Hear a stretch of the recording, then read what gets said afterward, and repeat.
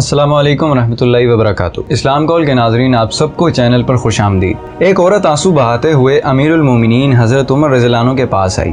उसका हाल ये था कि कपड़े मैले कुचैले थे, नंगे पाँव थी, पेशानी और रुखसारों से खून बह रहा था और उस औरत के पीछे एक तवीलुल क़ामत आदमी खड़ा था। उस आदमी ने ज़ोरदार आवाज़ में कहा, ओ ज़ानिया। हज़रत उमर रज़ियल्लाहु तआला अन्हु ने फरमाया, मसला क्या है? उस आदमी ने कहा कि ए अमीरुल मोमिनीन, इस औरत को संसार करें। मैंने इससे शादी की थी और इसने 6 महीने में ही बच्चा जन्म दिया है। हज़रत उमर रज़ियल्लाहु तआला अन्हु ने उस औरत को संसार करने का हुक्म दे दिया। दोस्तों, आप इस वक्त देख रहे हैं इस्लाम कॉल। चैनल पर नए होने की सूरत में सब्सक्राइब करने के बाद बेल नोटिफिकेशन को ज़रूर क्लिक कीजिए। हज़रत अली रज़ियल्लाहु तआला अन्हु ने, जो हज़रत उमर रज़ियल्लाहु अन्हु के बराबर बैठे थे, कहा, अमीरुल मोमिनीन, ये औरत ज़िना से बरी है। हज़रत उमर रज़ियल्लाहु अन्हु ने फरमाया कि वो कैसे? हज़रत अली रज़ियल्लाहु तआला अन्हु ने फरमाया कि अल्लाह ताला का इरशाद है सूरह अहकाफ की आयत नंबर 15, और दूसरी जगह फरमाया है, तो जब हम उससे रज़ात की मुद्दत निकालेंगे जो कि 30 महीनों में से 24 महीने हैं, तो 6 माह ही बाकी रह जाएंगे। लिहाजा एक औरत 6 माह में बच्चा जन सकती है। ये सुनकर हज़रत उमर रज़ियल्लाहु तआला अन्हु का चेहरा दमक उठा और फरमाया, अगर आज अली रज़ियल्लाहु तआला अन्हु ना होते तो उमर हलाक हो जाता। एक बादशाह के सामने किसी आलिम ने यह मसला बयान किया कि ज़ानी के अमल का कर्ज उसकी औलाद या उसके अहले खाना में से किसी न किसी को चुकाना पड़ता है। उस बादशाह ने सोचा कि मैं इसका तजर्बा करता हूँ। उसकी बेटी हुस्न जमाल में बेमिसाल थी।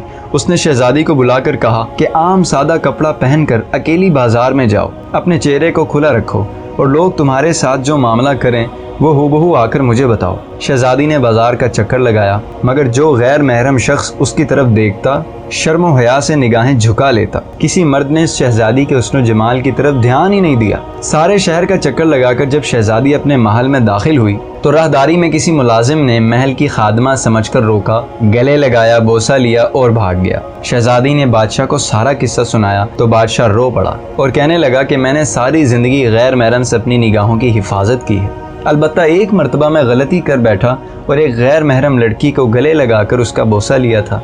मेरे साथ भी वही कुछ हुआ जो मैंने अपने हाथों से किया। सच है कि ज़िना एक क़िसास वाला अमल है जिसका बदला अदा होकर ही रहता है। हमें इस वाक़े से इबरत हासिल करना चाहिए।